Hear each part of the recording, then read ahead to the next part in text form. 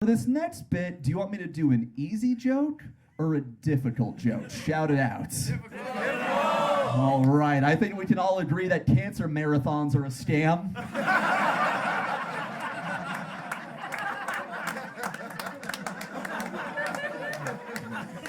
Some of you are like, is it too late to say easy? Cancer marathons are a total scam. I don't know how people haven't wised up to this yet. So look at how they operate. Your coworker's girlfriend's side piece's step aunt gets butthole cancer.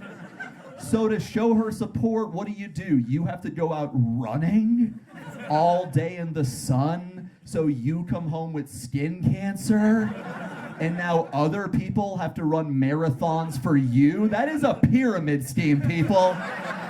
Stop falling for that shit. Running doesn't raise awareness. What they should do is have different types of activities associated with different types of cancer that actually educate. For example, the best way to prevent prostate cancer is by having more orgasms. Yeah, pretty sure we'd rather run that marathon. Who wants to sponsor me? I got plenty of training for that back in college. Matter of fact, here's a trick I picked up in those days. Hang this sock on the doorknob. This way your roommate knows you're in there having sex with the other sock. College was sad for me. Having more orgasms prevents prostate cancer, especially in older gentlemen.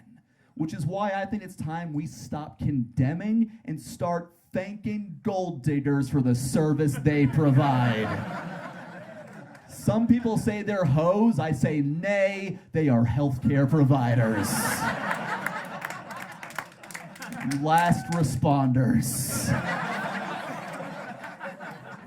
If you really love your pop-pop and you want him to enjoy his golden years to the fullest, then I suggest you donate to my Sluts for Seniors and Feels on Wheels program.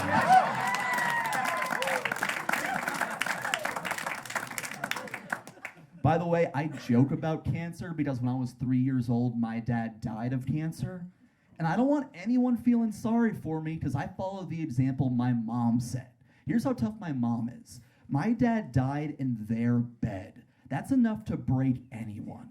But my mom knew she had to be tough to raise me by herself. So the very next day after my dad died in their bed, she just flipped the mattress and went on with her life. And to this day, I don't know if that's the most hardcore gangster thing I've ever seen or the most Jewish. Why should I buy a new one? Cancer's not contagious. Help me flip it, Rhonda.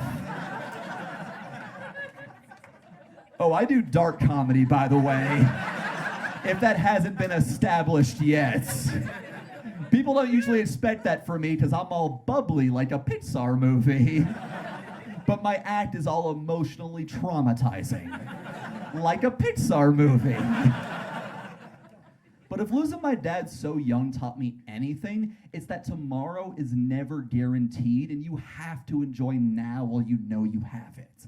And I think the best way to enjoy your life is to stop caring so much about everything. Instead of flipping your lid, flip the mattress, Jewish gangster style. We should all stop caring. We'd be happier. You know who cares more than anybody? Teenagers. Yeah, do you remember being a teenager? No, fuck that. Have you seen a teenager recently? Always moping around like a trick-or-treater with diabetes or some shit. It's nothing new. I was the same way, and I'm sure a lot of us are. It's because the second I entered high school, I kept hearing the same thing. I'm sure you heard it too. Oh boy, high school. Best years of your life. High school? When I was 16, I was so emotionally and sexually confused, I once fucked an aspirin bottle filled with cake batter.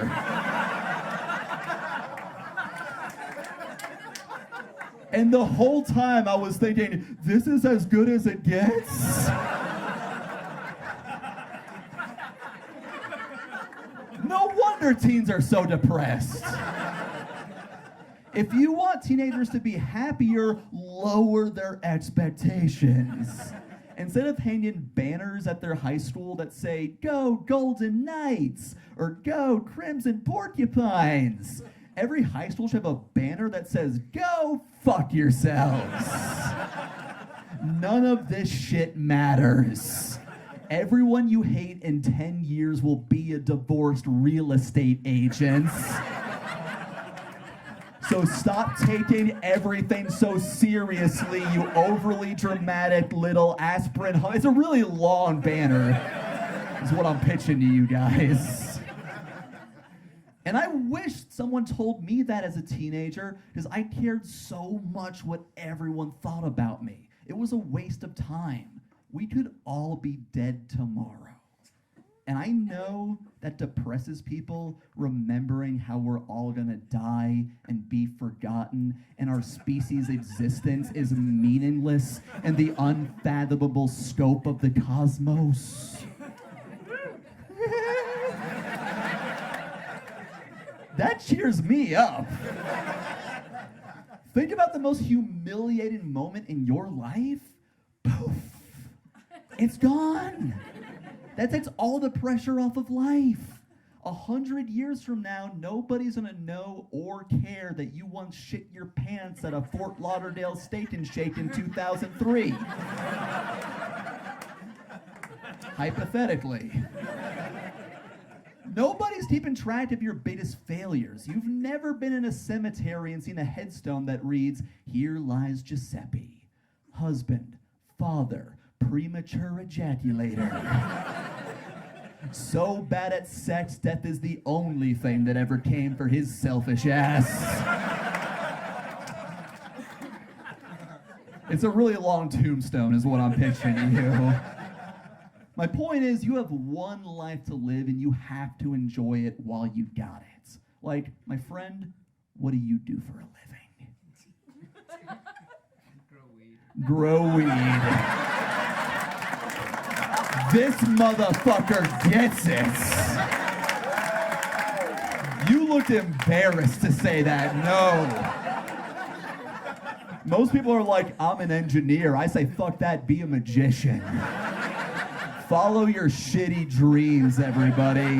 What's your name, dude? Russell. Follow Russell's example. I was wondering why there was a 3-second delay every time you laughed at one of my jokes.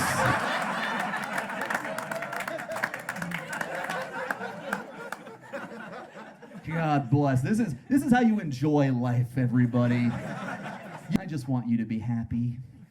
But happiness takes work. Did you know that it takes the human brain 12 seconds of concentration to form a happy memory, whereas it takes 0 seconds to form a negative memory? So if something bad happens, you instantly remember it for the rest of your life. Like if you shit your pants at a Fort Lauderdale Steak and Shake in 2003, hypothetically, Russell.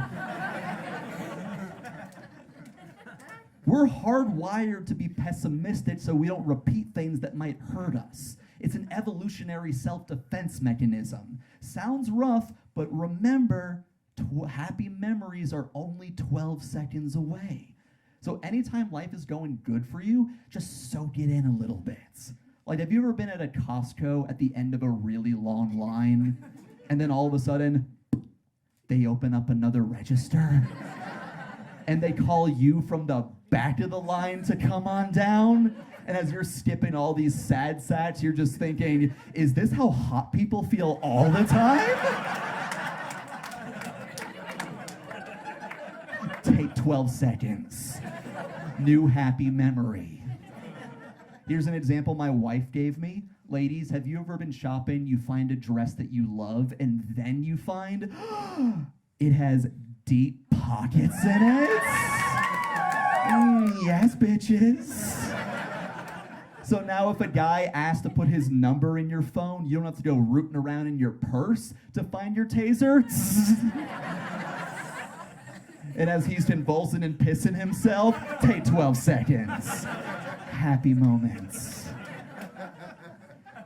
Maybe the best feeling on earth. Have you ever gone to the bathroom, wiped, looked at the toilet paper, and there's nothing on that son of a bitch? Oh, that feels good. Especially if you just blew your nose after eating ass. Take 36 seconds for that one.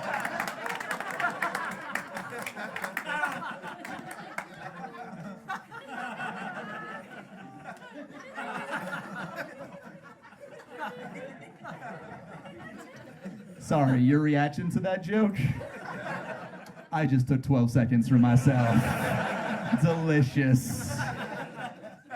And this has been so much fun so far.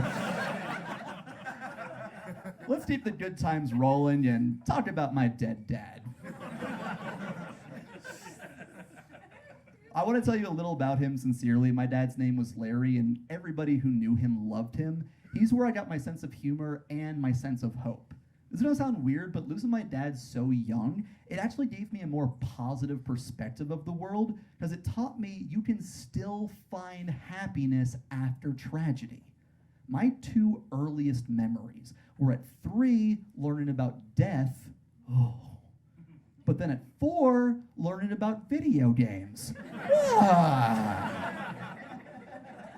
And my only complaint is I think my mom should have showed me video games at the same time as death to soften the blow. As they unplugged my dad, she should have been plugging in a Nintendo. That should have sounded like beep, beep, beep, beep, beep, beep, beep, beep, beep, beep, beep, beep, beep, beep, beep, beep, beep, beep. Wow. You take the good, you take the bad. These are fun. I miss my dad. That's life. Oh, that's my second darkest joke, and you handled it like champs. So keep that energy, because here comes number 1. My dad and his dad both died young of cancer. Which is why I can't help but laugh whenever somebody says, "Man, Nat, you're so skinny. You must have great genetics." Yup. These Baimel genes, baby. 32 waist and life expectancy.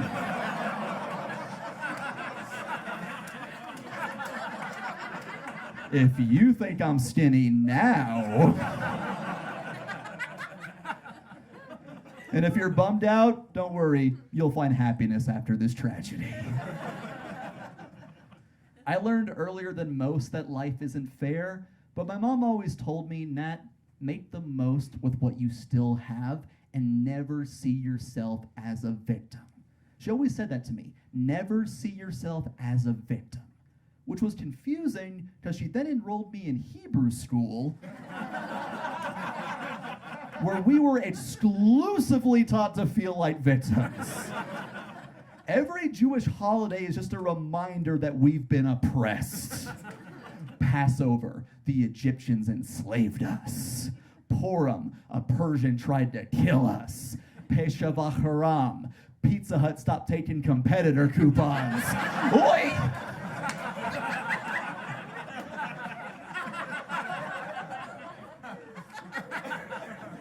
If oppression were a competition, the Jews win.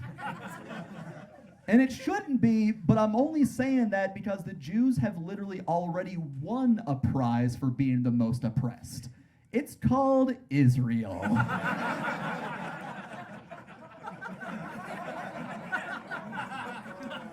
This joke is about cancer and Israel. How am I not more famous with these people-pleasing, mainstream, pandering material?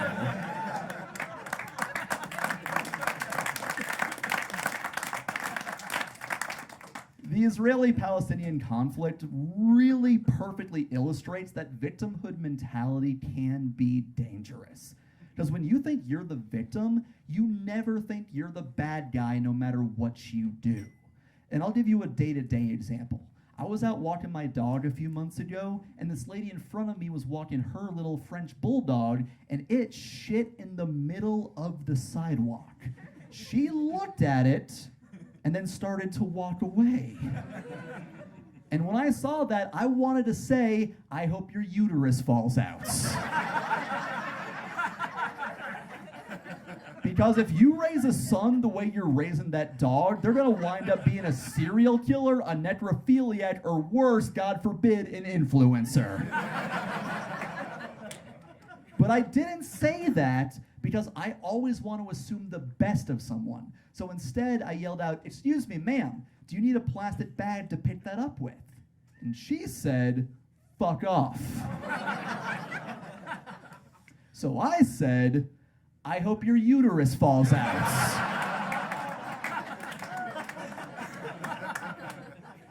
And then she said, "Hey, fuck you, you sexist prick."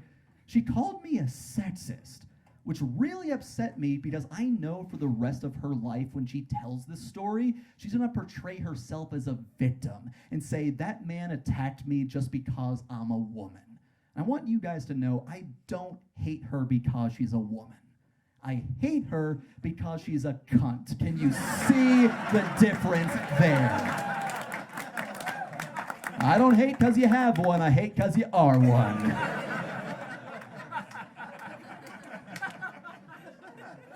And that's basically the Israeli-Palestinian conflict. I don't know why people think it's so complicated. It's just victimhood mentality. Both sides, rightfully so in certain regards, see themselves as victims, but when you see yourself as a victim, you never see yourself as the bad guy, no matter what you do. And that just creates a cycle that makes more victims over time. And you can see examples of this throughout history. In 1914, a Bosnian Serb tired of being oppressed murdered Franz Ferdinand. That led to World War I.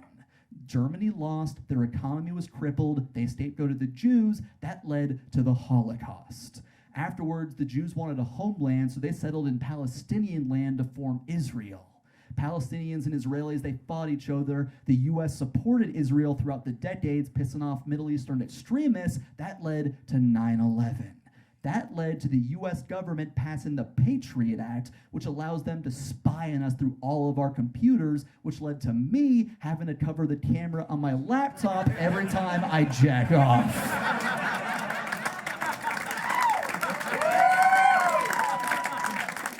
Do you see the danger of victimhood mentality now? 100 years ago, some jerk shot a load. Now when I jerk, I can't enjoy shooting mine. And I have to. I'm trying to prevent prostate cancer over here. Don't let the worst thing that's ever happened to you define who you are or be your excuse for being the worst thing that's ever happened to someone else. Life sucks enough on its own. It doesn't need our help. Instead, remember, you can still find happiness after tragedy. Happy memories are only 12 seconds away. Find your video games and flip the mattress.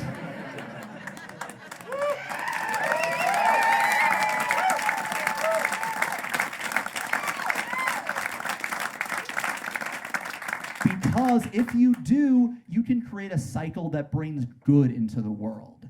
My grandmother, when she was a little girl, got driven out of Poland by the Nazis. And one horrible day, she lost her home and her family. But she pressed on. She eventually wound up in New York City where she met my grandfather. They had my mom, who had me, and I grew up to be a comedian. And I've now made it my life mission to travel this country and this world to bring joy. to drunken, deranged degenerates like you fine fucks here this evening.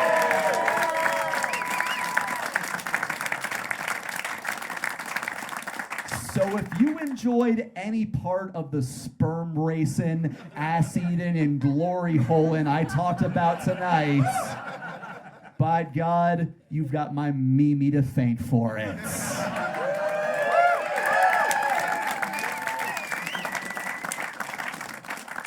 And technically Hitler too.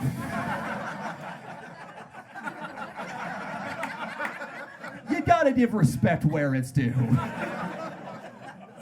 Like, look, I'll give props to Hitler for something. People say he was a terrible artist, but I don't know. I was a pretty big fan of that wall that he painted with his brains that one time. That makes me zig smile.